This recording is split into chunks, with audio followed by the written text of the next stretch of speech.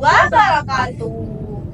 Halo semuanya, welcome back to Airan Channel. Balik lagi di podcast Fisika Ngopi, tempat kita ngobrol sains dengan santai. Aku Ayu dan aku Rani. Hari ini kita bakal bahas tentang dua hal yang cukup mind-blowing di fisika inti dan partikel. Yang pertama mengenai penemuan bottom quark dan yang kedua mengenai gaya kuat alias strong force. Aku akan bahas mengenai gaya kuat dan Ayu bakal bahas mengenai bottom quark. Oke, jadi kayaknya seru banget ya pembahasan kita kali ini. Bakal seru banget. Jadi kira-kira siapa nih yang mulai duluan? Kamu dulu deh, Yuk. Oke, aku dulu ya. Sebelumnya aku mau nanya nih, kamu pernah dengar gak sih tentang bottom quark? Kalau aku pribadi belum pernah dengar bottom quark itu apa. Jadi kamu belum pernah. Oke, aku bakal ngasih tahu kamu nih, mulai dari sejarahnya dulu ya. Oke. Jadi bottom quark atau yang biasa disebut juga beauty quark itu ditemukan tahun 1977 melalui eksperimen Fermilab Amerika Serikat. Nah, penemuan ini sebenarnya bagian dari upaya untuk membuktikan keberadaan 6 jenis quark yang telah dinamalkan oleh teori model standar. Wah, berarti pada waktu itu belum semua jenis quark ketemu ya, Yuk? Betul banget, Ran. Pada waktu itu belum semua jenis quark ketemu. Waktu itu baru ada up, down, strange, dan charm. Nah, bottom quark sendiri ditemukan lewat eksperimen E288 yang dipimpin oleh Leon Benjamin. Mereka pakai akselerator partikel bernama Fermilab 403 elektron volt, proton, sinkrotron. Oke. Untuk cara kerjanya sendiri itu gimana, Yuk?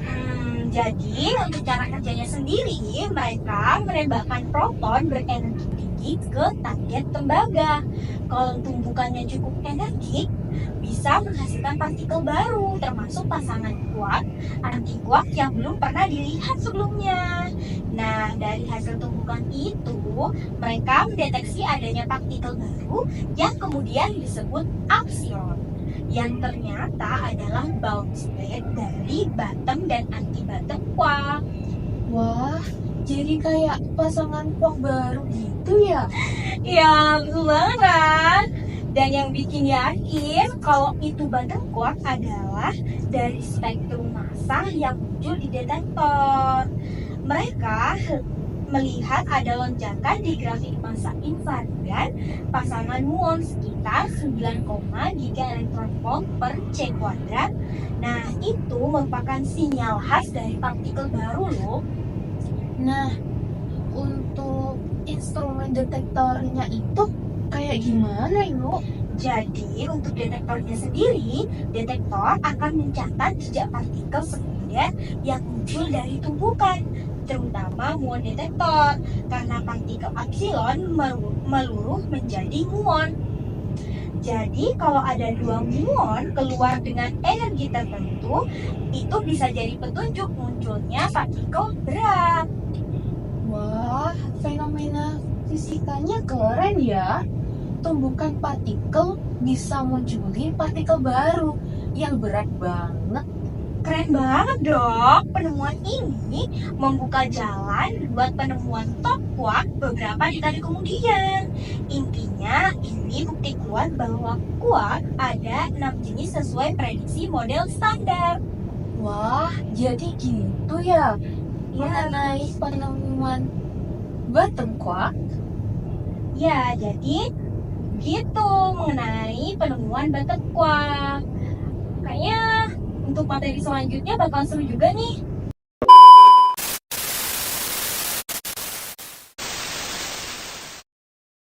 Nah, betul Sekarang giliran aku. Kita geser dari partikel ke gaya antar partikel. Gaya kuat alias storm force adalah salah satu dari 4 gaya fundamental yang ada di alam semesta. Tapi yang bikin unik, dia yang menjaga inti atom tetap utuh. Jadi gitu. Nah, berarti waktu awal-awal gimana dong cara fisikawan tahu adanya gaya ini? Nah, sejarahnya kita balik lagi ke tahun 1930-an.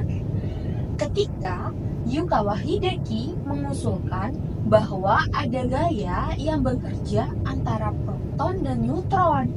Karena mereka nggak saling tolak-menolak meskipun mempunyai massa yang sama-sama besar.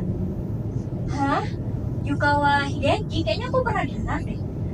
Beliau yang mengusulkan keberadaan meson juga kan? Betul banget. Dia memprediksi partikel perantara gaya kuat adalah meson beam. Dan akhirnya terbukti di laboratorium lewat percobaan sinar kosmik pada tahun 1947. Tapi pemahaman modern gaya kuat datang dari quantum chromodynamics atau QCD yang menyatakan kalau gaya ini bekerja antar kuark lewat pertukaran gluon. Wah, dari obrolan tadi kayaknya seru banget tuh.